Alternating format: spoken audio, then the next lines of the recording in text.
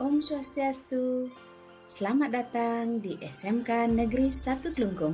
Berikut ini adalah video pembelajaran dengan judul materi Sejarah Perkembangan Agama Hindu di India dan di Indonesia. Bersama saya, Idewa Ayu Ketut Chandrayani. Kompetensi dasar pada video pembelajaran kali ini adalah memahami sejarah perkembangan kebudayaan dan agama Hindu di dunia. Menguraikan sejarah perkembangan agama Hindu di dunia. Tujuan pembelajarannya adalah peserta didik diharapkan mampu menjelaskan perkembangan agama Hindu di India dan di Indonesia.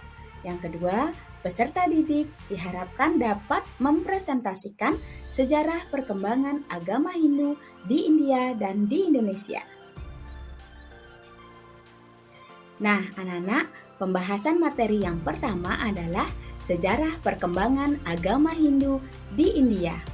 Nah, kata Hindu dalam nama agama Hindu dihubungkan dengan nama daerah di lembah Sungai Sindu. Sebelum bernama Hindu, ajaran Weda bernama Sanatana Dharma, artinya ajaran yang abadi. Sebelum bangsa Arya datang menduduki lembah Sungai Sindu, sudah ada penduduk asli India yang bernama bangsa Dravida.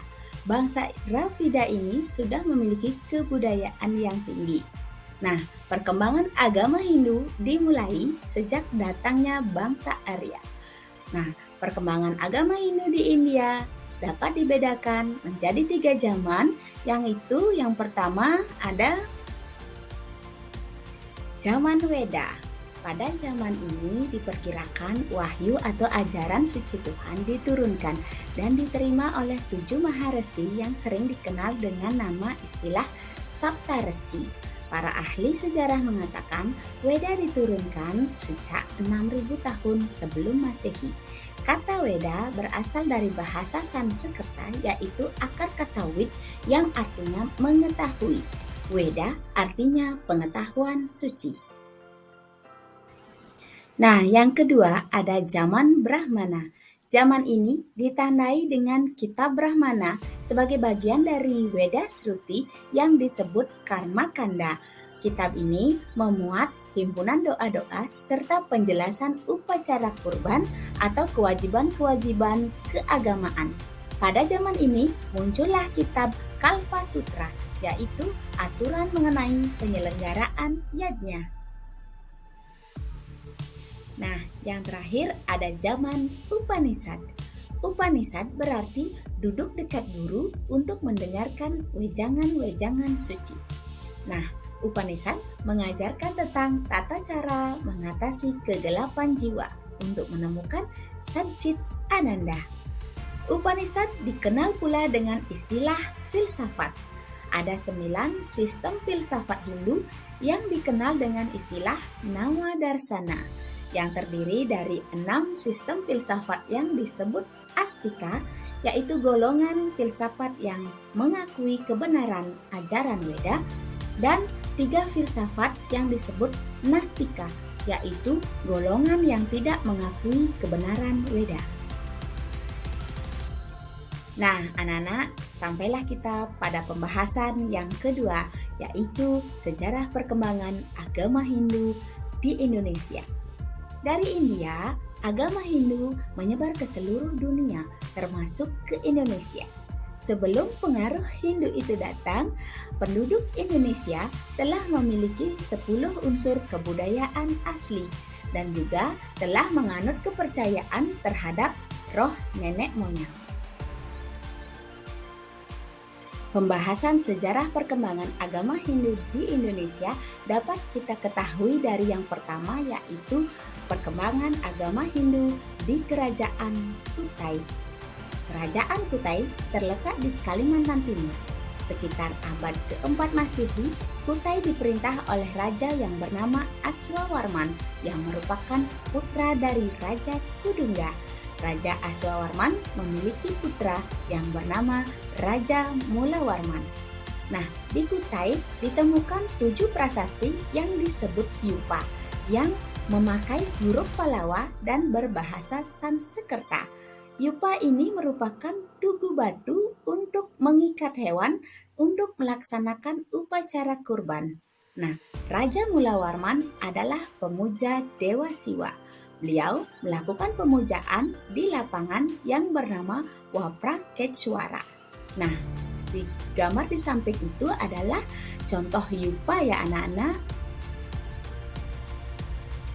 Nah, selanjutnya ada perkembangan agama Hindu di Jawa Barat. Sekitar abad ke-400 sampai abad ke-500 Masehi, di Jawa Barat terdapat kerajaan Tarumanegara yang dipimpin oleh Raja Purnawarman. Kerajaan Tarumanegara meninggalkan banyak prasasti, di antaranya yaitu prasasti Ciaruteun, yang kedua ada prasasti Kebon Kopi, dan yang ketiga ada prasasti Tugu. Raja Purnawarman merupakan pemuja Dewa Wisnu. Hal ini diketahui dari isi dalam tulisan prasasti Ciaruteun yang berisi lukisan dua tapak kaki sang raja yang disamakan dengan tapak kaki Dewa Wisnu. Anak-anak, coba perhatikan foto-foto di samping itu. Gambar apakah anak-anak?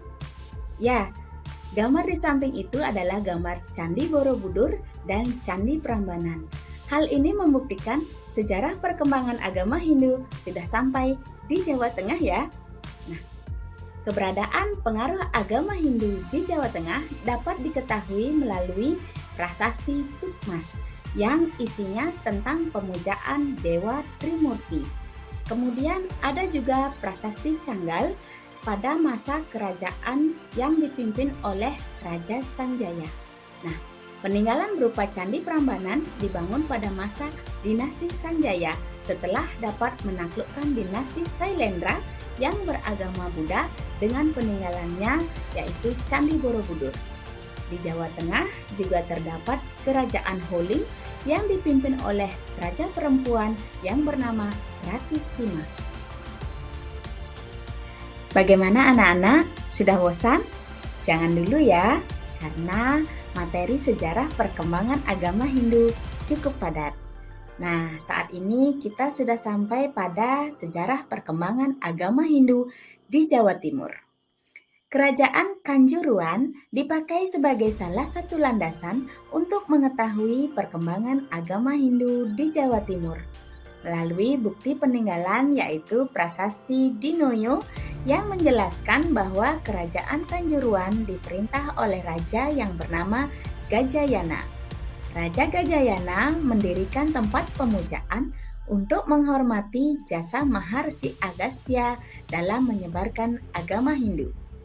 Nah, perkembangan agama Hindu juga mencapai puncak kejayaan pada zaman kerajaan Majapahit yang dipimpin oleh rajanya yang bernama Hayam Wuruk dan didampingi oleh patihnya yang bernama Patih Gajah Mada.